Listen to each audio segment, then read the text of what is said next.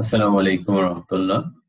প্রিয় ছাত্রছাত্রী, আজকের ক্লাসে সবাইকে ফুলেল শুভেচ্ছা।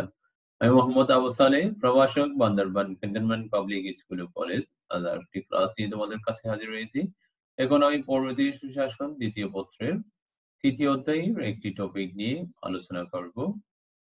আমাদের আজকের পাঠ নওয়াব শাহ সলিমুল্লাহ শিক্ষাক্ষেত্রে অবদান। পাশের চিত্রে তোমরা লক্ষ্য করো, নওয়াব শাহ সলিমুল্লাহর সাথে ঢাকা বিশ্ববিদ্যালয়ের ছবি সংযোজন করা আছে। তোমরা পরিস্থিতি লক্ষ্য করো, ঢাকার বিখ্যাত নওয়াব পরিবারে নওয়াব শাহ সলিমুল্লাহর জন্ম। তার পিতা নবাব হাজা আহসানুল্লাহ, পিতামহ নবাব হাজা আব্দুল গনি। আদি নিবাস কাশ্মীর থেকে সিলেট ও ঢাকায় আগমন। ব্রিটিশদের কাছ থেকে জমিদারি প্রথা কিনে পূর্ব বাংলার বৃহত্তম জমিদারি এস্টেটের মালিক হন। তার জন্ম ৭ জুন ১৮৭১ সালে, মৃত্যু ১২ জানুয়ারি ১৯১৫ সাল।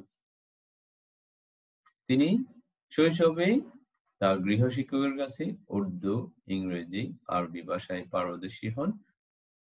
প্রথম জীবনে তিনি ১৮৯৩ সালে ডেপুটি ম্যাজিস্ট্রেট হন ও চিরেই চাকরি ছেড়ে দিয়ে অর্থাৎ ১৮৯৫ সালে তিনি চাকরি ছেড়ে দিয়ে মুসলমানদের ভাগ্যের উন্নতির লক্ষ্যে চাকরিতে যোগদান করেন।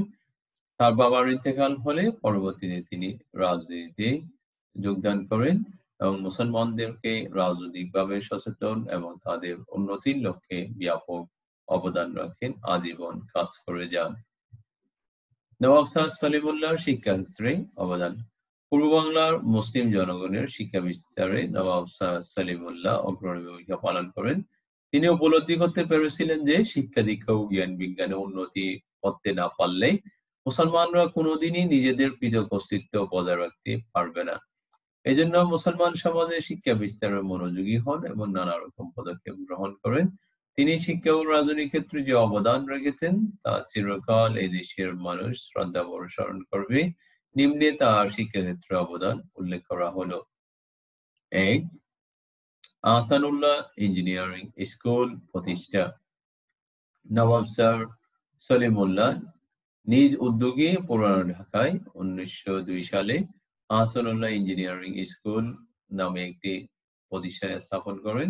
এই শিক্ষা প্রতিষ্ঠানটি পরবর্তীতে কলেজে উন্নীত হয়। বর্তমানে তা প্রকৌশল বিশ্ববিদ্যালয়ে পরিণত হয়েছে এবং দেশে বিদেশে একটি ভালো শিক্ষা প্রতিষ্ঠান নামে সুনাম অর্জনে সক্ষম হয়েছে। প্রিয় ছাত্রছাত্রী, তোমরা শুনে থাকবে বাংলাদেশে একটি শিক্ষা প্রতিষ্ঠান BUET, BUET Bangladesh university of engineering and technology. এটি মূলত আহসানুল্লাহ ইঞ্জিনিয়ারিং স্কুল। পরবর্তীতে তা বুয়েটে পরিণত হয়েছে। এটি পুরো পৃথিবীতে একটি স্বনামধন্য প্রতিষ্ঠান।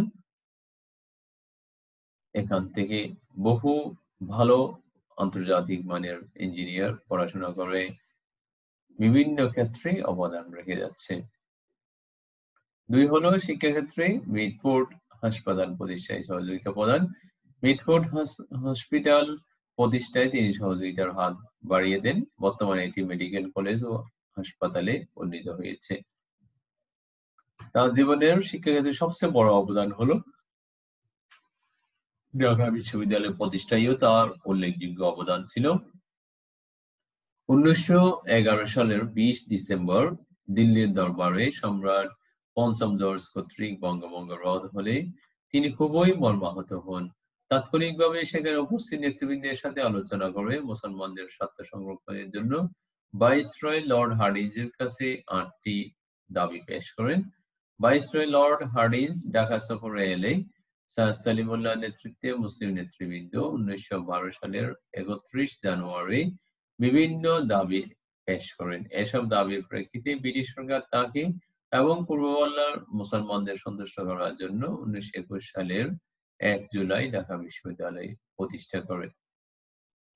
৪. সলিমুল্লাহ মুসলিম হল প্রতিষ্ঠা। ঢাকা বিশ্ববিদ্যালয় প্রতিষ্ঠিত হলে মুসলিম ছাত্রদের আবাসিক সমস্যা সমাধানের জন্য একটি হল নির্মাণ করা হয়। নবাব শাহ সলিমুল্লাহর অবদানের প্রতি শ্রদ্ধা প্রদর্শন এবং তার স্মৃতিকে ধরে রাখার জন্যই সলিমুল্লাহ মুসলিম হল নামে এই ছাত্রাবাসটির নামকরণ করা হয়। এছাড়াও ঢাকা নগরের প্রাচীন শিক্ষা প্রতিষ্ঠানগুলো কোনো না কোনোভাবে তার সাহায্য সহযোগিতা লাভে ধন্য হয়েছে। ৫. সলিমুল্লাহ এতিমখানা প্রতিষ্ঠা। এদেশের দুঃখী মানুষদের জন্য তিনি একটি এতিমখানা প্রতিষ্ঠা করেন। ঢাকার আজিমপুরে অবস্থিত সলিমুল্লাহ এতিমখানা তার সমাজসেবামূলক কাজের উজ্জ্বল স্বাক্ষর আজও বহন করছে। প্রিয় ছাত্রছাত্রী, এখন দেখো উপসংহার। আমরা উপসংহারে চলে এসেছি। স্যার সলিমুল্লাহ জন্মগ্রহণ করেছিলেন সোনার চামচ মুখে নিয়ে সম্ভ্রান্ত নবাব পরিবারে। যৌবনে ডেপুটি ম্যাজিস্ট্রেটের চাকরিও লাভ করেছিলেন, কিন্তু নবাব পরিবারের বিলাস বেসন কিংবা লোভনীয় চাকরি কোনো কিছুই তাকে পূর্ব বাংলার মুসলমানদের নিকট থেকে দূরে সরিয়ে রাখেনি। ১৯০৫ সালে মুসলমানদের জন্য পূর্ব বাংলায় যে স্বতন্ত্র প্রদেশ গঠনের স্বপ্ন তিনি দেখেছিলেন, তা আজ একটি স্বাধীন সার্বভৌম রাষ্ট্র। তার স্বপ্নের নগরী ঢাকা আজ বাংলাদেশের রাজধানী। প্রিয় ছাত্রছাত্রী, তোমরা কয়েকটি প্রশ্নের উত্তর দাও। ঢাকা বিশ্ববিদ্যালয় প্রতিষ্ঠার উদ্যোক্তা কে? ঢাকা বিশ্ববিদ্যালয় প্রতিষ্ঠার জন্য দাবি জানান নবাব সলিমুল্লাহ।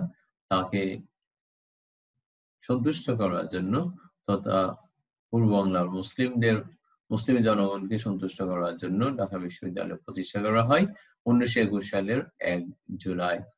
আহসানুল্লাহ ইঞ্জিনিয়ারিং স্কুল গঠন করেন কে? আহসানুল্লাহ ইঞ্জিনিয়ারিং স্কুল গঠন করেন নবাব সলিমুল্লাহ। এখন দেখো বাড়ির কাজ। পূর্ব বাংলার মুসলমানদের মধ্যে শিক্ষা বিস্তারে নবাব সলিমুল্লাহর অবদান মূল্যায়ন করো। প্রিয় ছাত্রছাত্রী, আজ এই পর্যন্তই। সবাই সুস্থ থাকবে, নিরাপদে থাকবে। আল্লাহ হাফিজ।